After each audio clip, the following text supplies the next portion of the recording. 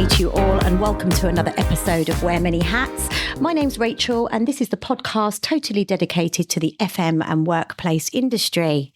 Today, we have a fantastic guest with us. We have Caroline Pontifex.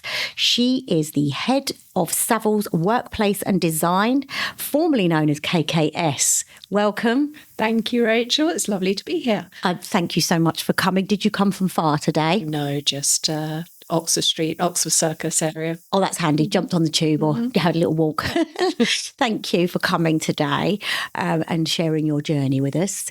So let's dive in. Do you want to get going? Let's go. So let's rewind a bit. Where did it all start for you? Gosh, many eons ago. So I went through college at the time, did a course called spatial design. Okay. Which was a multidisciplinary course. And then when I graduated from college, I moved into the industry via furniture, actually. Okay. System furniture route as a designer and planner within that market, and then moved into D&B and then consultancy after about 10 years of running sort of small teams within the design and build and furniture industry. Lovely. So, yeah. So I can see that you've had some sort of longevity in each of the roles that you've been in. So you've obviously worked your way up to where you've got to today. And, you know, how sort of talk us through the various roles that you've kind of had to give us an idea of how you got to. For my first 10 years working within, as I say, the design and build and furniture industry, which was huge fun. It was the 90s. There were expense accounts. There were parties. Money. There was money. There was alcohol. It was a lot of fun.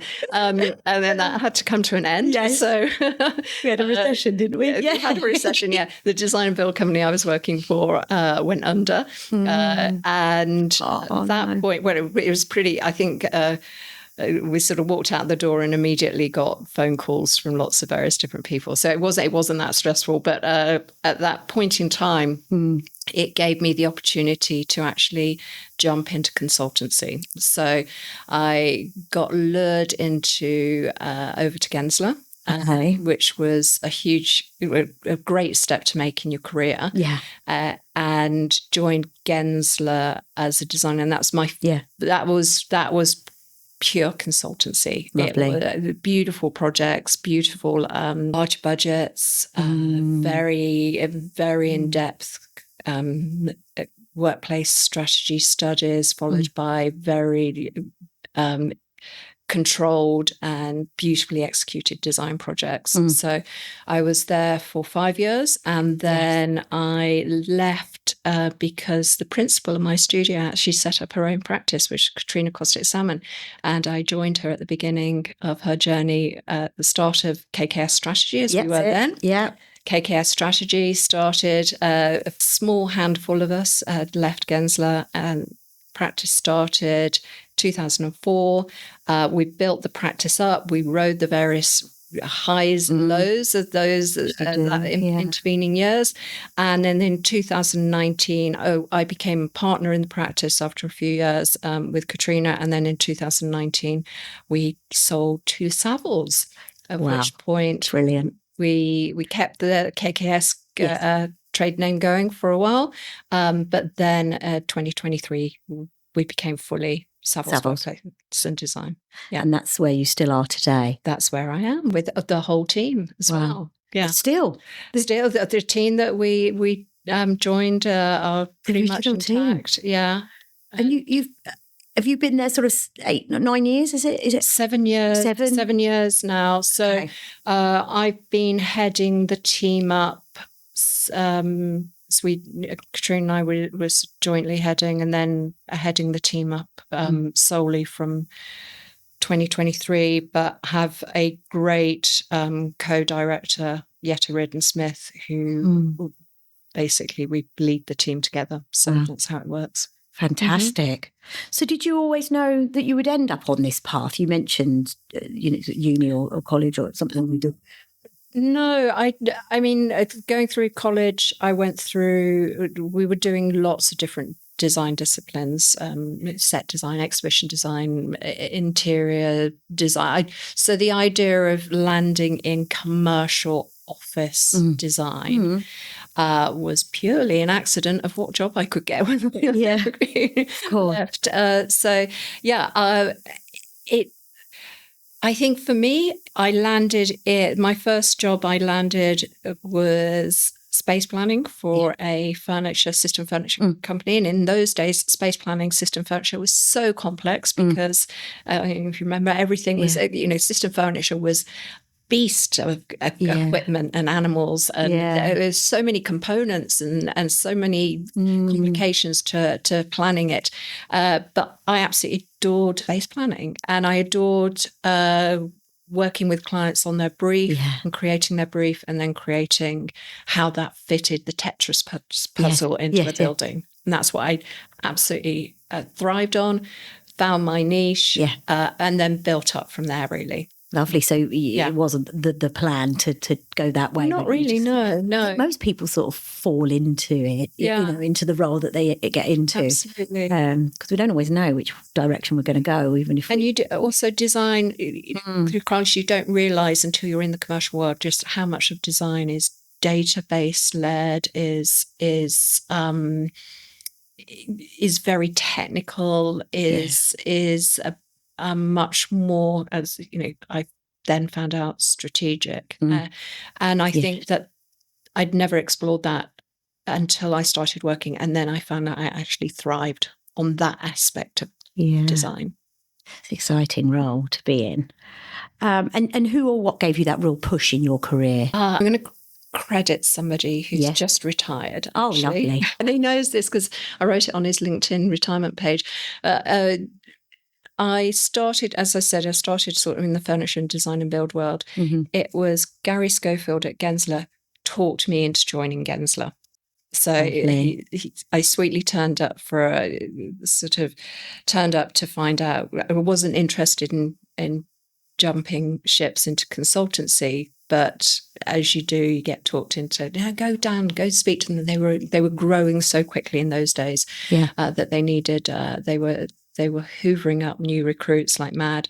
So I went in and spoke to Gary, and Gary said, you would love it. You'd thrive. And look, we've got an intranet site, which was completely new in those days. It really was. And I looked at what they were designing and thought, yes, I need to jump into this.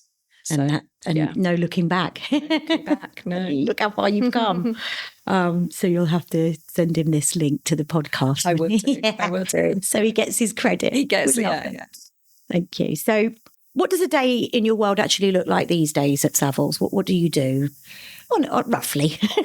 roughly. Nowadays, a large proportion of my role is taken up by business development. Okay. Relationships. Obviously managing the team, so managing the work that is brought in. My team are highly competent. I have every confidence in them that when projects come in, they pretty much self-run them, the team. But really my role is to set that direction, to make sure that the client is getting exactly what they want in the manner of communication that they need, in the governance structures that they need, and so forth.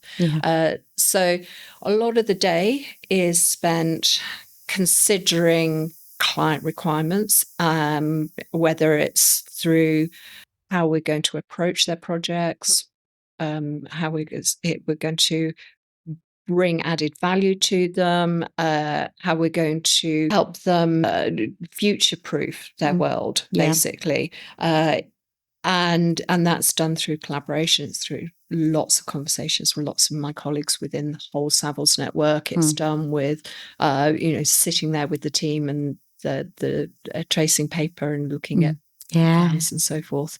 But I would say a large amount of it's actually done straightforward on computer. Yeah. So much has changed, I bet, that you've seen over the years. A lot. Is it easier now, or is it just different? It's different. The speed of the way things get turned around is much more, obviously, just hugely different in that respect. I would say the some of the more laborious aspects of design have been made much more efficient and faster, and so you can create a lot of ideas very quickly. But what hasn't changed is that client relationship piece. That hasn't changed at all. No.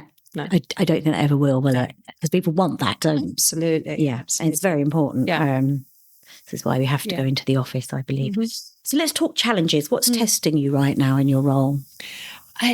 There is a very distinct change in the market over the last few years. A huge change in the way business is done, a huge change in the way business is won, and where business pipelines are coming from. And that's probably the biggest challenge. So for architecture and design practices, the disruptors in our market are, for instance, the design and build industry is much more sophisticated now. It's very private equity has moved in. There's much greater funding in that market. So that's absolutely a direct challenge to the consultancy-led route of business. We've got clients are nervous about making decisions. They've been nervous, since coming back, returning to the office after COVID, even though that's, that feels such a way away now. It's not in terms of the scarring. No. The inflation shocks are not, hugely, clients are still nervous. And that has led to a lack of supply in the office stock. Yeah. New development hasn't come out the ground. So that means that clients end up kicking the can down the road, re-gearing their leases, staying put, all of these sort of things. So all those dynamics come into play, and you have to be a lot more nimble and a lot more, let's say, dynamic in where you find business and how you approach business nowadays. Yes, I agree. And where do you think the industry is heading, and what excites you? You mentioned a little bit about tech and, it's in AI even, and that is actually one of the questions. What excites you? In design itself, the actual process design, the technology that is enhancing our ability to create so many different options and to look at so many different solutions for a client. I think that's really exciting. Yeah. The downside of that is that things can become very cookie cutter very quickly. So to stay relevant to clients' requirements, I think is, we've, a bit like fast fashion in the clothing industry, we've found fast fashion design where things go so quick, doesn't it? I mean, interiors go up and come down within a 5-year period and things like that. It's just phenomenal. Whereas we were designing 20, 30 years ago, we were designing for a 25-year lease span at least, an absolute minimum. And now we're designing for that 5-year lease span. And that means that everything's pretty much commodity is disposable, plug and play sort of thing.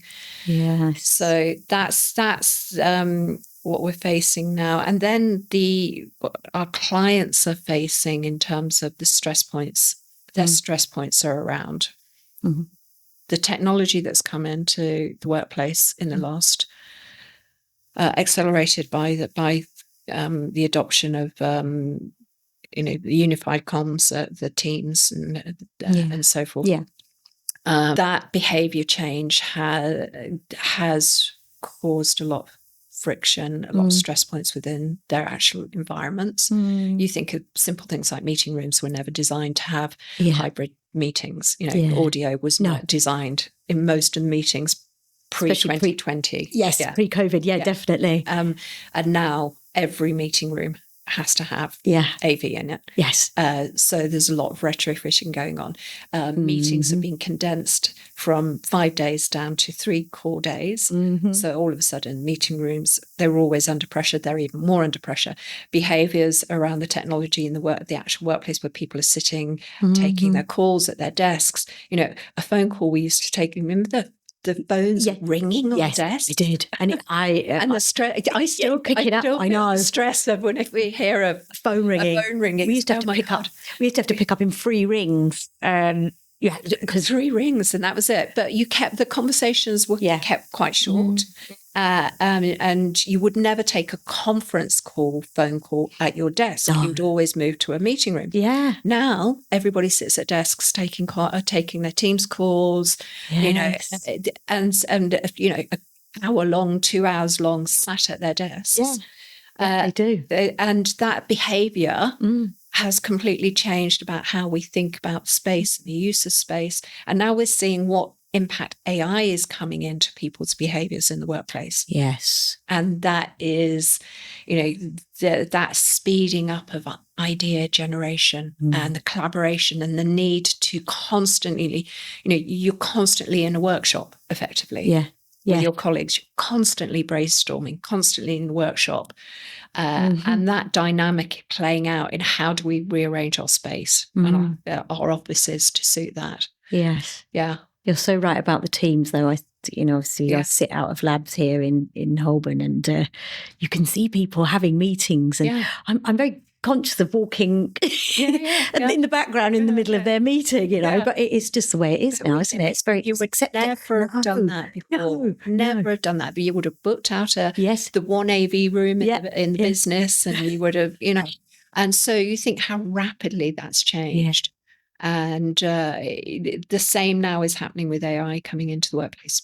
People talking into their AI agents, like they're dictating. That's really annoying for people sitting around them. Oh, yeah. No, I find it a bit frustrating. If I'm going to do it, it'll be typed in. But you can hear it, can't you? Yeah. If I'm walking, sometimes I do, but there's got to be no one around. So is it a friend or foe, AI, to you? Do you use it in your work? Or? Oh gosh, yes, all the time. We use it all the time. It is. I think it's absolutely. At the moment, it's totally friend, because it's speeding up our processes. Yeah. Tremendously. The threat, if you call it a threat to design, is, I think it's more of people overestimate what it can do in design. Where I see it working wonderfully well is around visualization and being able to bring ideas to a fore. What I see, where I see it falling down, is clients not understanding that just because you've got an automated space plan or an automated visual, that somehow that's been designed. It hasn't. It is purely that. It's just a diagram. It's just a visual. It has not told you how to build, how to design, whether it works or not, whether it works in the context of the building that you're doing. And that perception, that leap in perception, I think is a bit misunderstood at the moment. I do actually watch, totally not related to the workplace, but I watch on these reels of people that have seen an AI image of, say, their living room, and then they try to recreate it. Yes.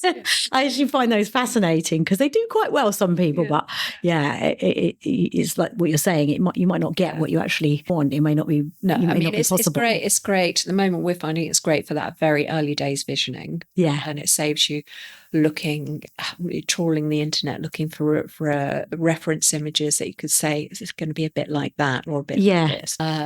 Beyond that, at the moment, there are. I mean, it's speeding up rendering. It's speeding up various different processes, which is great. So you can spend more time with your customers or other areas that need more time. Yeah. It's wonderful. Yeah. I do love AI. And ESG is a buzzword at the moment, or rather it is one of the words now that we're having to follow. But what does it really mean to you and your work? You mentioned about offices, every 5 years they're refreshing their their space.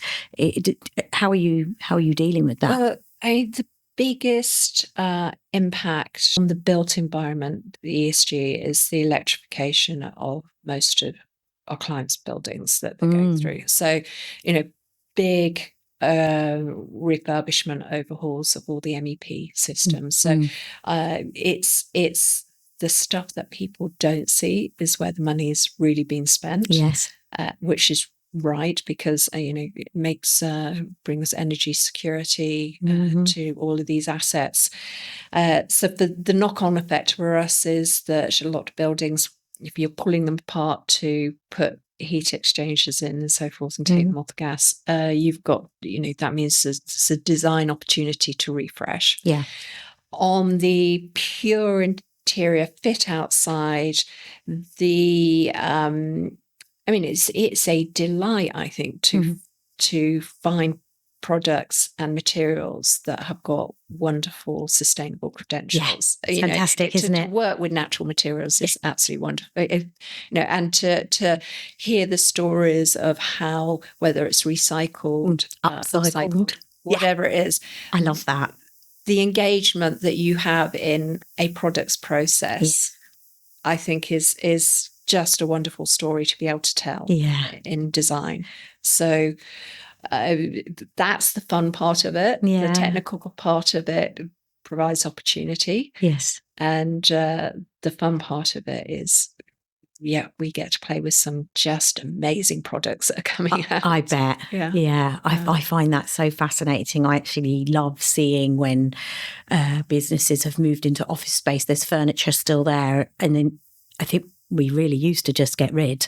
Now it's being utilised, upcycled and brought to life again. And I think it's fantastic. It is, and for a client to be part of that as well, to that investment that we see clients are prepared to put into. We'll go and find the fabricator that can reupholster. We'll go and find, we'll select the pieces. We'll live without them for the period of time it takes them to be refurbished and brought back in. It's it's phenomenal. I love it. Yeah. Well, we've already kind of answered this, but do you think the industry is innovating fast enough, or are we still playing catch up? I think the UK industry, in construction terms, is still too siloed. I think and that's why it's interesting. Even though design and build is a disruptor to the traditional consultancy industry, the fact that D&B can move so quickly is because it's broken down so many silos that will exist within the consultant route. Now, the consultant route,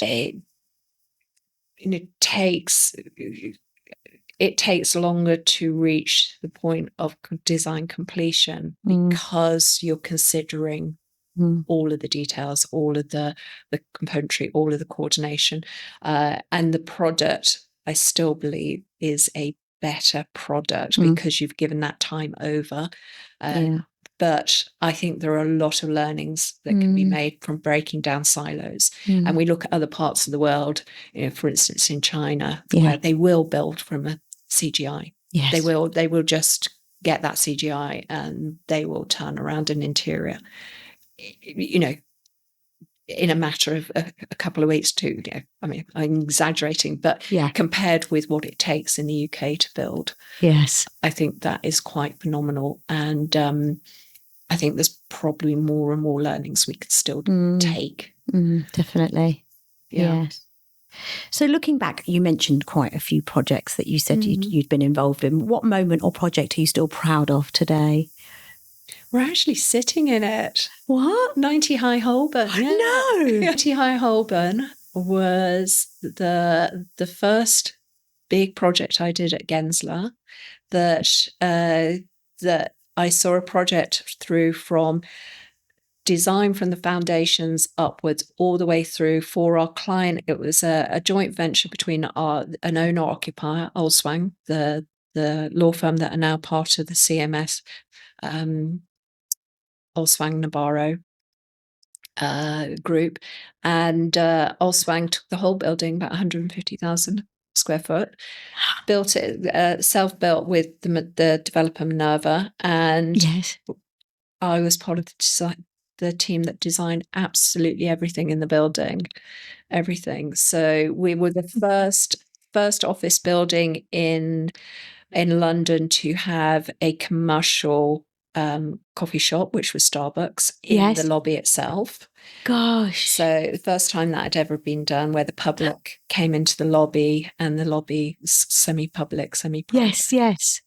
It was, we had fabulous interconnecting staircases between the office floors. We had the most amazing high quality design, so much joinery on the project, on the top floors. And no, it was the first project where I'd got to go and select the log for all the veneering, go to the quarries to select the stone for the for the reception. It's stunning in the reception.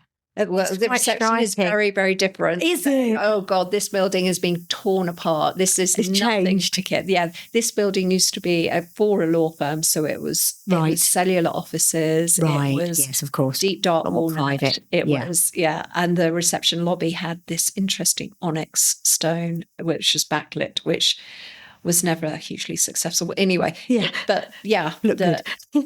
absolutely. But having an influence, one, on the actual design of the building, completely on the core configurations and the design of the building, right the way through to the furniture that was selected, the full design of how the space worked. So it's nice to come back to the building after all these years. We'll have a look around. It's totally different now. It's completely and it's all different companies on different floors now. So they've all done their own thing, I think. Oh, wow. That is remarkable to have someone that had that influence on this building that we sit in. I have to say I was part of a design team. Of course, you weren't alone. I was somewhat of a junior designer as well, so I can't claim to be the architect whatsoever. Still, that's incredible. Yeah, I love that. And what's something you wish you knew when you were starting out? Gosh, probably that being closer to business development is actually the more successful part of design. Is if you can develop business and speak eloquently. Sorry, that sounds a bit sort of but it's terms of being able to communicate your ideas, being able to inspire a client, and being able to be on the forefront of winning that business is actually where the success lies as designers.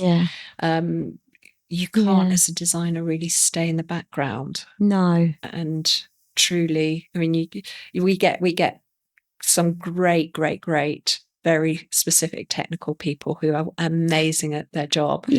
But if you want to have real influence in design, you need to be communicator at the forefront, in front of the client, on the stage, communicating. That's it. And that is crucial. Yes, I agree. And if someone came to you tomorrow saying, I want to do what you do, what would you say to them? Because things have probably changed since you first started out. I would say take business studies. Right. Also, you've got to be highly commercial. You need to understand how business is run to be able to understand what your clients need, why they are making decisions that they're making. Because, there's running your own business. Yes. But actually, we can, as designers, often work in that isolated little ivory tower of we've got a vision, we want it to look like this, where actually our clients have got a large amount of stakeholders, whether they're actually in the business or external to the business. They've got various different pressures. They've got different cycles of their business that they'll be in that will dictate very different outcomes to what real estate needs to do for them. And I think the more you understand business, the more you will actually succeed in commercial office design. That is, good tips there. Okay, so let's switch off from work just for a minute. What do you like to do outside your day job when you get a minute? When I get a minute. It's all a bit dull, really. No, I have a lovely little family, my husband and my son, who's 15 years old. Oh, gosh, he'll keep you active. So there's basically a lot of Mickey taking between the three of us. Brilliant. There's probably a lot of box set watching on Yeah. Netflix. And then there's a lot of chilling out. Yeah. I can't pretend to have any amazing hobbies. There's nothing wrong with that. I think you need time to switch off, and that's exactly. Some people do that by climbing mountains and cycling hundreds of miles. But Scrabble. I love Scrabble. Yeah, just I get a chance to play Scrabble. Force my husband to play Scrabble at the weekend. I'm in heaven. A sunny day, sitting in the garden playing Scrabble. Nice. And a glass of rosé. Beautiful. Yeah. Absolutely. Definitely. Switch off, and then you can recharge, reset, and go back to work on Monday. Yeah. Love that. And last one, what's the best bit of advice you've ever been given? It's better to ask for forgiveness than it is to ask for permission. Wow. And that's in the corporate world. Yes. Yes. Okay. Yeah. Go for it. Mm. And then ask for forgiveness if people say you shouldn't have done it. Yeah. Gosh, that's a good tip. I love that. Yeah. It's probably not worth it in your personal life, but certainly in the corporate world, prove just it try be done first. Yeah, and then if you have to say, "Oops, sorry, didn't realise there's that guideline, that prohibition about doing it." Worked though, didn't it? Yes, love that. Take risks. Yes, basically. Love that. Oh, thank you so much, Caroline, for coming along to You're welcome. to share your and for a chance to come back. I know. I'm going to show you around labs anyway now, just quick. But yeah, thank you so much for coming on and sharing your journey with us. And people might want to reach out to you for any advice on LinkedIn. Are they able to do that? Absolutely, Caroline Pontifex. Yes, on LinkedIn. You'll find me. Thank you so much. There aren't too many Pontifexes around. Yeah, great name. So that's it. And thank you again for coming down. Thank you. So that's the end of today's episode of Wear Many Hats with Caroline. Please do like, share, forward, comment on her podcast interview, and let's get the word out on how to get into this particular industry. Until next time, take care.